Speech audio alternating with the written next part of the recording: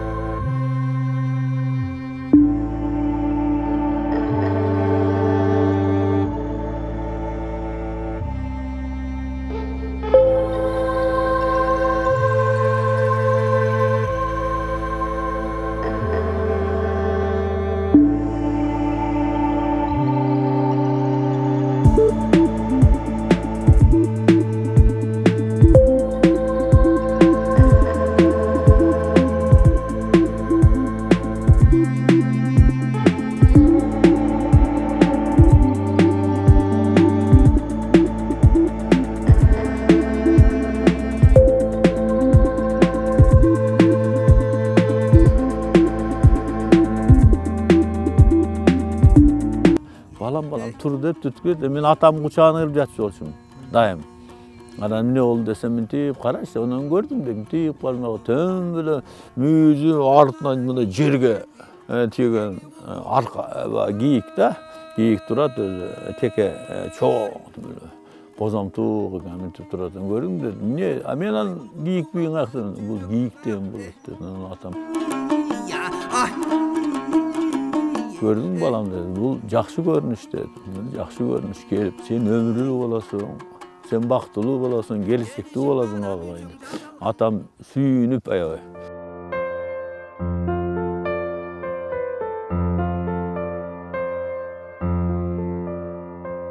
Mektepke 6 yaşımda vardım. Al mektepke varsın mı kızık? Mektep var öteli. Men 2 akam barlı, atamın isim baldarı. Alar bardı ana, men de erişip aldım baram dep, barsam. Sen albay istedi mektepinde, sen 6 yaşta gezdim.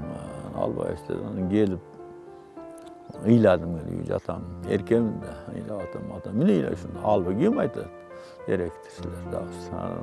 Atam barıp söyleşip bir de kıskası gele bersin, erteң ele көңүлү кайтып качып кетет. Мен бу келип сыйлап атат, мен сурап тургам, балам атам сыйлайт да болуптур. Келе бер, бар дептесептер сатып берди, бар. Ошондо эле жүрөм, жарым жылга чейин көрсөм мен тизмеге деле жазаптыр да. Анан баягы кышында эме болот эле. Баягы 1-класстарды мындай диктант алып, жаздырып, кичинекей анан окутуп, ошолда ошону баягы жарайбы деп, анан ошол жерде ошол өзүмүн улууга караганда эми орто, эми алдыга алсам орто экен, ой деди, бул түзө экен деп. Молда экен баланы жазбаса болду, тиги баланча 9 жашка чыккан менен мынча окуп албайт, анан ошентип жазып калган, окуп калдым да.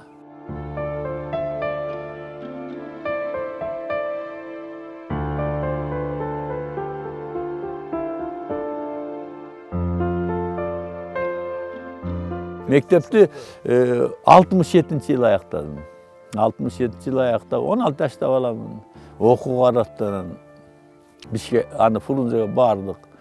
Жакшы эле окугам ошол тарыхка. Көз алдыда тарых деген бул ушундай, ошондой эле карпсы бар экен. Ал тарых деген саясий кесип экен, саясий кесипке, саясий кызматка даярдоочу. Бүт эле ага чоңдордун балдары. Мен барып тарыхта берди бир Жуманазар Дурусбек деген агайыбыз бар эле, ошол университетти жаңгыртып келип сабак берген абдан мындай билимдүү, көп нерсе айтып кызыктырып койгон баягы. Тарыхтан 5 алдым. Андан кийин калгандан 4 алдым да кыскасы. Анан мен айтты, мен бир кайрылам десем, айтты эми жаш экенсиң деди. Эмди кыл жакшылап, эмди кыл өтөсүң деди. Быйыл конкурс абдан орун көп болуп калды деп. Карабан келип анан кийин эми автобуска түшүп, бирок бул жакка келбесин, Каражыгаш деген жер бар. Буранын бет маңдайда аны көрүп калып, ошол жерге анан түштүк.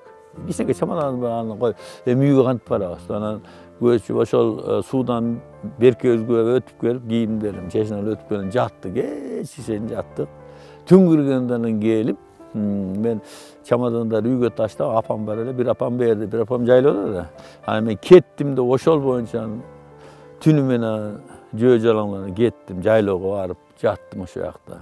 Атам кайтып келгенден кайтып келдим да, эми мен ушинтип окуп өтпөй калды деп, кантип элдин бетин карайм деген бир түшүнүк болуп турду. Азыр эми окуп өтмөктүр, тиги камалып келсе да кайра мен деген мындай болуп келдим деп атпайбы. Көрүн ошол убактагы түшүнүк.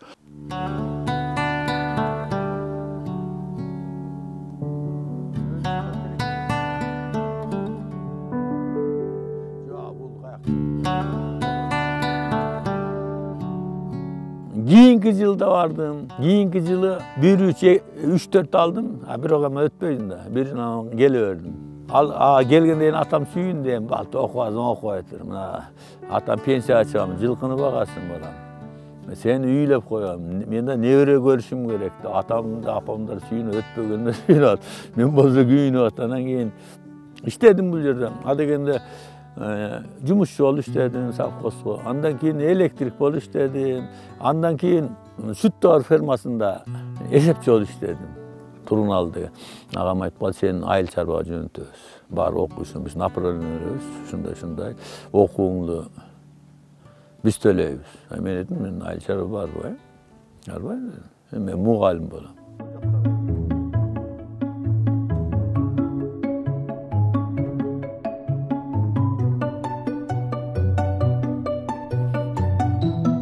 Көрдүм, ошондо маалымат жок экен. Мен ош педунс бар экен билбепмин ошо. 2 жыл мен Фрунзеде окуу бар деп жүрөпмүн да. Көрсө түштүк Ирегенче бир эле окуу жай бар экен ушул. Педагогикалык Ош институту. Ошол жөнүндө маалымат жок экен да, эч кимге. Ушуга тапшырып көрөйүн дедим. Тапшырдым. Ошондо өтүп калдык, окуп калдык.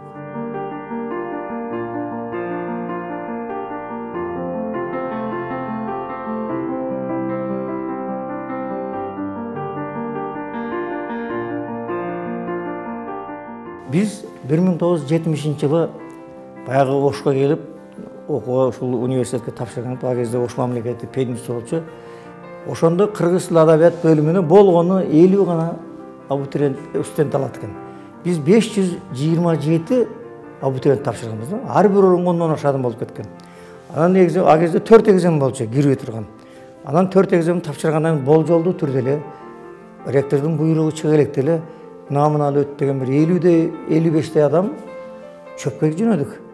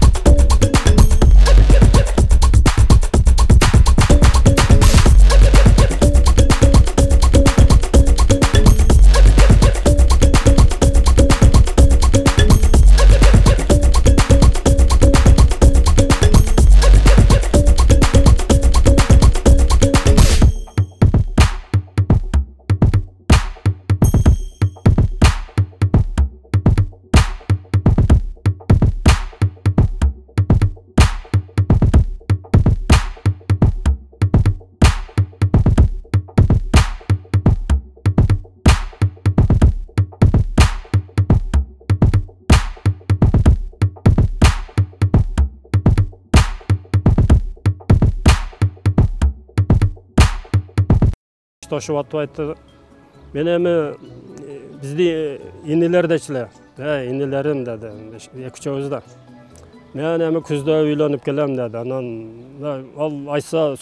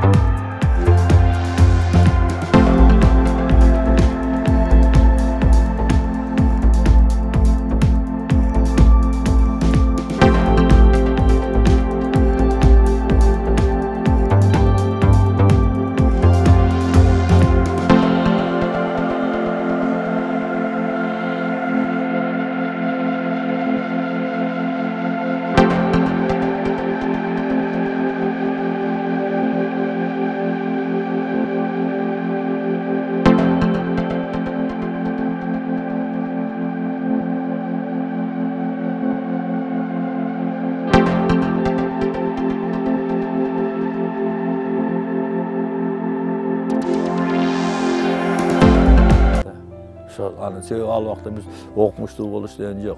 Мектепке эле мугалим болуп иштесек эптеп.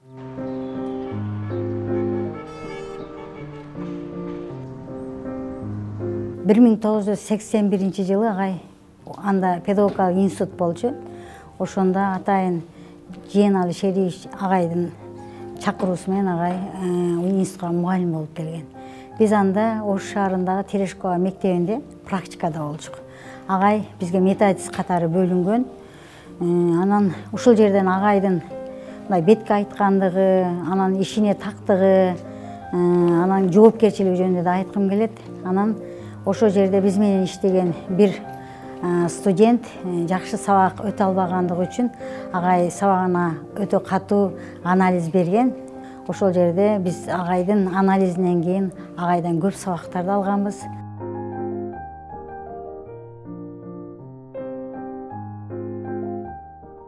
Мен 1988 жылы ал мезгилде Ош мамлекеттик педагогикалык институту деп аталат эле. Ошонун кыргыз жөн филология факультети деген факультет бар эле, анын орус тил, кыргыз тили эки бөлүмдөн. Ошол жерге биринчи курска өтүп, анан 1-сентябрда ушул жерге келдик. Ушул окупса келсек, анан кураторлук саат деген да сабак бар экен деп, анан ошого кирдик. Бул кандай саат экен деп. Кураторлук саатты биз биринчи келгенде беркиндей эле сабак деп ойлогонбуз да, анан кирсек, анан ушул агай кирди. Анан тааныштырдык. Биринчи ошол жерде таанышканбыз. Ошо биринчи курска келгенден баштап бизге бүтүп кеткенге чейин 5 жыл куратор болду. Анан агайдан билимден сырткары дагы куратор болгондугу үчүн агайдан көп тарбиясын алдык, көп жылуу сөздөрүн уктук, турмуштагы көп зарыл болгон тиги баалуу кеп кеңештерин угуп жүрдүк да.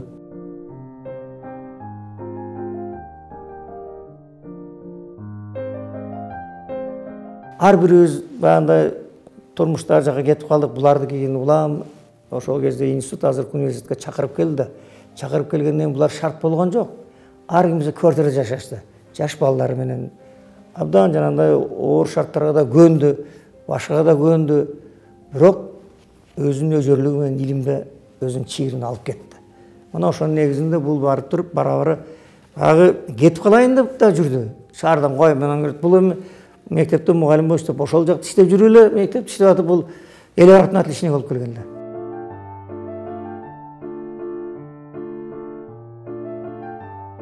Бектурсун агай ушундай жакшы адам да, сен эч жакка барбайсың деди. Оштуктар келип алып берди эле 3 айда ойноп эле кетип каласың аны.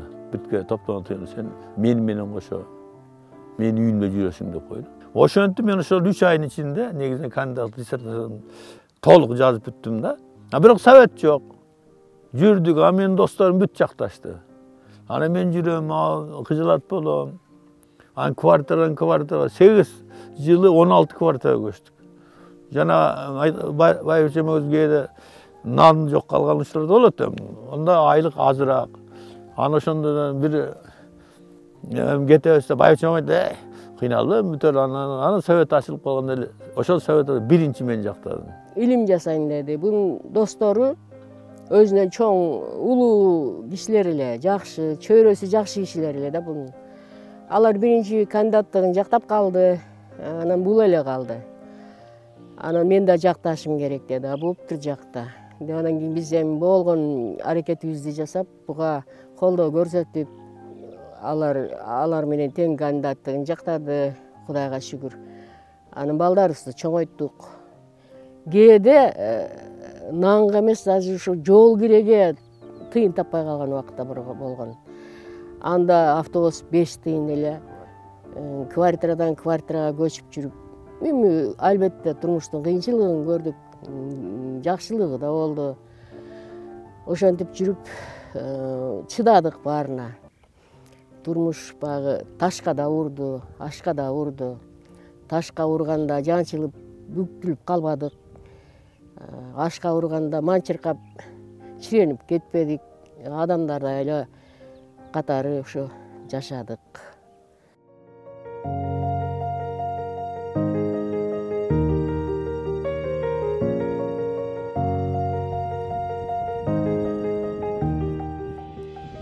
Катуу ооруп калды.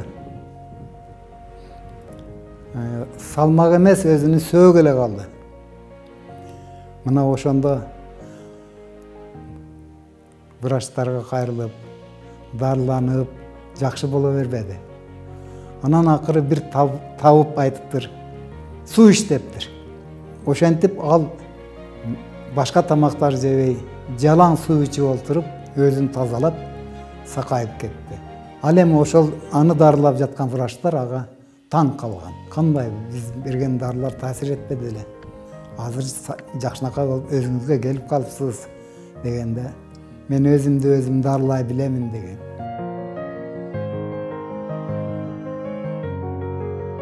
Ошол мезгилде сыягы өзү деле жашоодон түңүлүп эле калган окшойт. Эртең операция болот деген күнү ооруканага бардык. Барсак анан сыртка отуруп аябай арыктап кеткен да. Кийин өзү айтып жүрөт. Ошол бир айдын ичинде 30 килограмм арыктам дейт да. Бул мындайча айтканда күнүнө 1 килограммдан арыктаганга туура келет да. Бул деген өтө мындай олуттуу оору деп айтсак болот. Анан сыртка чыгып ойлуу отуруп баягыдай сүйлөшүп калды. Биз деле ачыгын айтканда коштошкон эле барганбыз. Анан эртең буюрса операция болом. Анан жакшы болом деп бизге ушинтип жооткотуп сүйлөтүп атпайбы. Биз ойладык эми өзүн өзү сооротуп атат окшойт десек, жок, мүмкүн эми соороткондур, мүмкүн баягы ошол ооруга өчөшкөндүр дегендей. Бирок айткандай эле ошол операциядан кийин анан ошол оорусунан жакшы болуп кетти дагы. Анан баягы бир мезгилдеги эмелердин баарын унутту.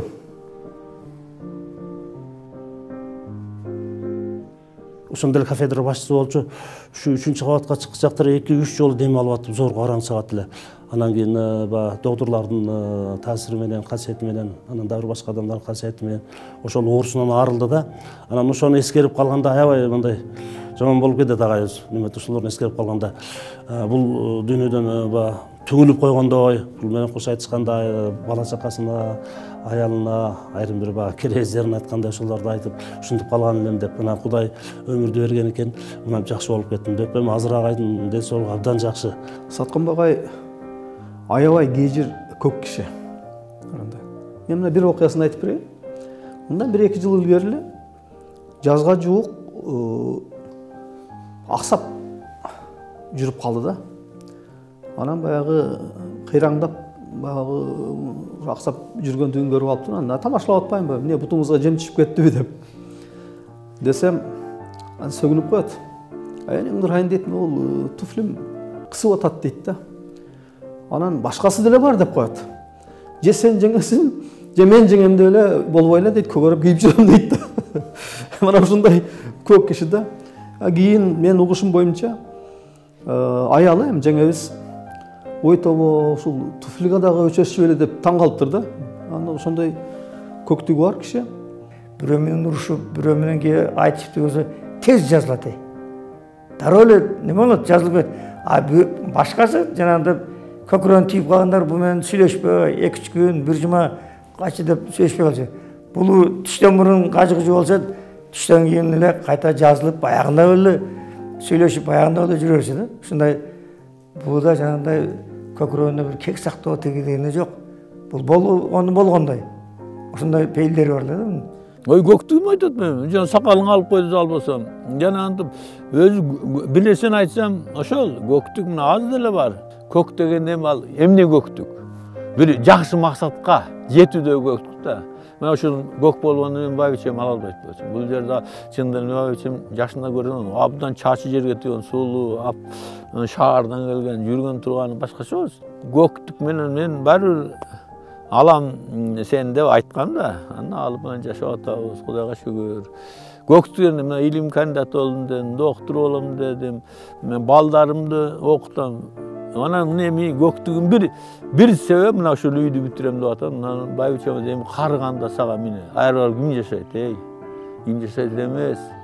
Бул жерде мына мен эми адамчы туура буга чейин мүмкүндүк болгон жок, азыр мүмкүндүк болуп атат. Адам мындай тирүүчүлүгүн ойлобостон эртең өмүр суу бүткөндү ойлошот да.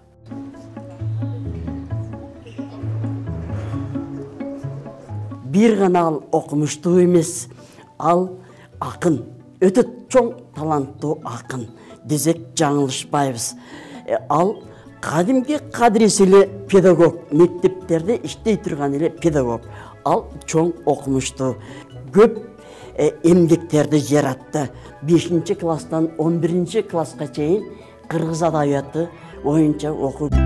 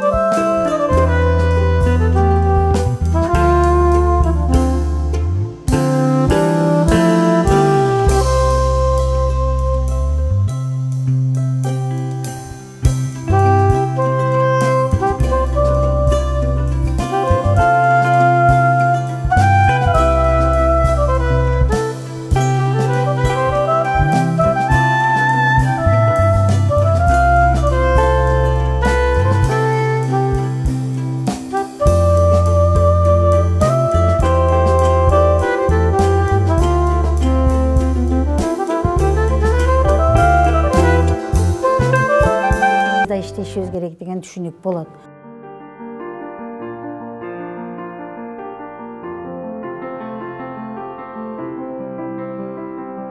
Ең жөнөкөй мугалим, улук мугалим, андан кийин доцент, анан кафедра башчысы, анан 8 жыл бою декан, кайра 2010 жылдан баштап дагы жана журналистика адистиги менен кыргыз филологиясы бекилгенде дагы 7 жыл декан болуп иштедим. Кыскасы 15 жыл декан болуп иштеш, бир окуу жайда, бир факультетте абдан эле кыйын да.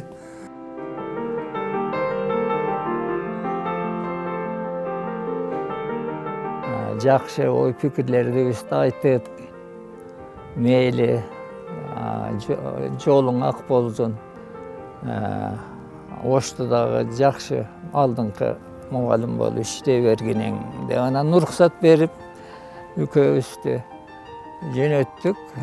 Анан өзүбүз ойлогондой эле Ошто мына көп жылдан бери иштеп, бардыгыңарды түшүнүп, билип, мына Ошто эң алдыңкы аксакалы да болуп, эң алдыңкы мугалими да болуп, профессору болуп иштеп жүрөт. Биз сыймыктанабыз дайыма бул экөөбүз менен. 1998 жылы мен ушул жерге факультетке келдим, анан жумушка орношуу үчүн. Анан бирок ушул жумушка орношууда сен ушул мектепти эч качан таштабашың керек деген ойду айтты да. Анткени мектеп бул ошо бала тарбиялоо, ошол бул жерге келген учуруңда деле бала тарбиялоо менен бирге дайыма айкалышып жүрүш керек ишиң деди. Себеби дегенде методика деген ушул мектеп менен жана ошондой эле ошо илим менен айкалышат дегенде, анан кийин агайды карап баягы бала жөнүндө, мектеп жөнүндө, ошондой эле илим жөнүндө айтканда мен чыныгы устатым ушул экен деп билдим.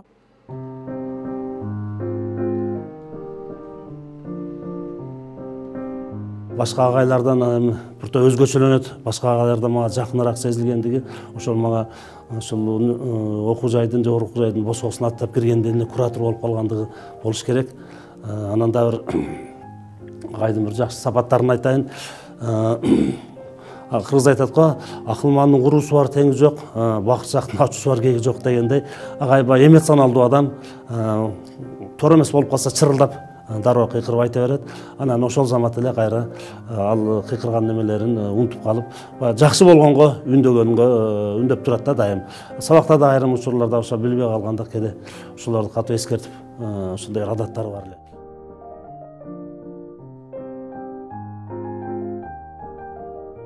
Жамандыкка караганда жакшылык аябай эле көп болду.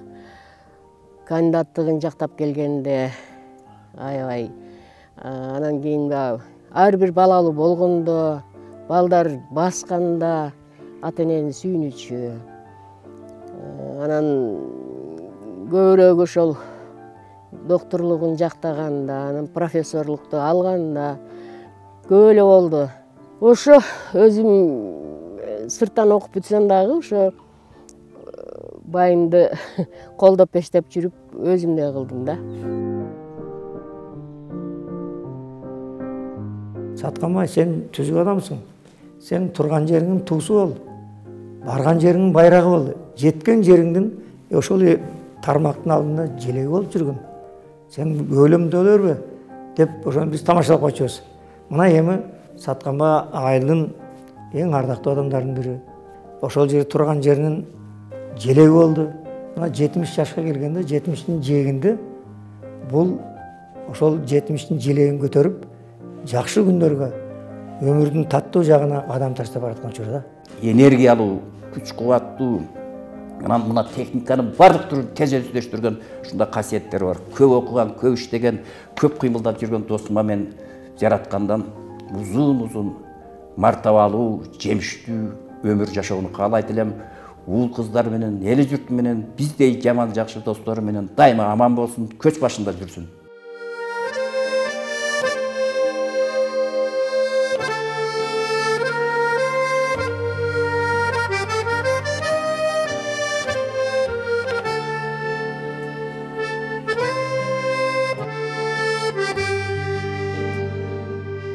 Окуу жайыбызда ар кыл сапатты алып жүргөн, ар кыл мүнөздөгү уникалдуу инсандар бар.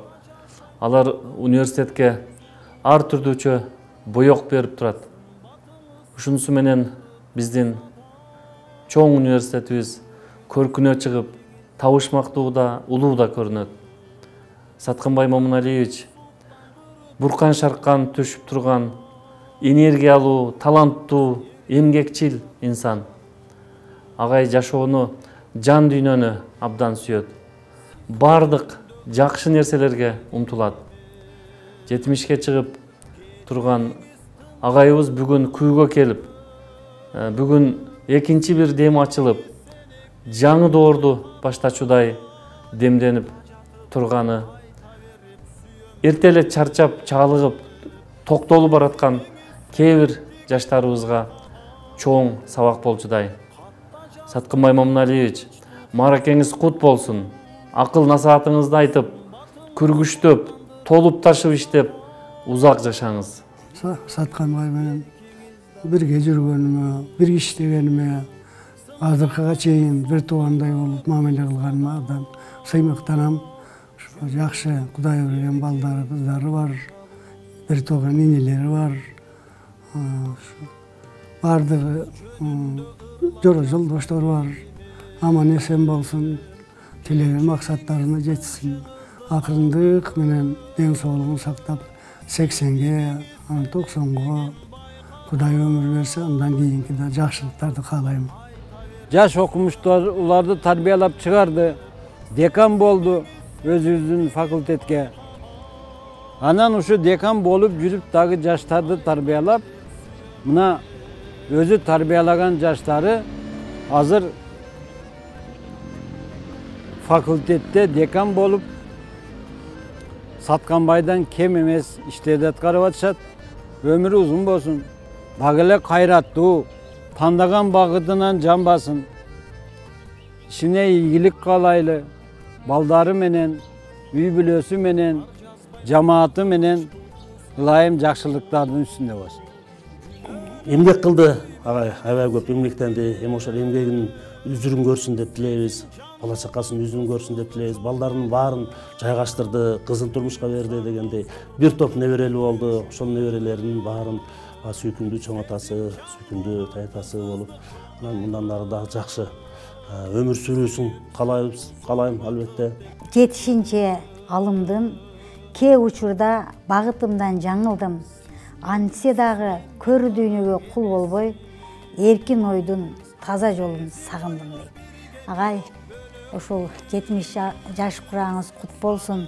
Ылайым эле мугалимдик кесиптен танбай бизге окшогон шакирттериңизге мыкты тарбия берип жүрөрүңүз.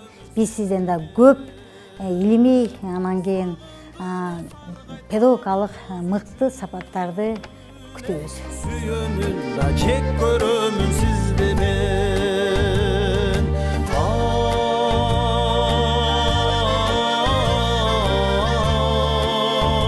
Ай, сиз жөнүндө ırlar жазбай мемиме, сиз жөнүндө ырlar жазбай мемиме.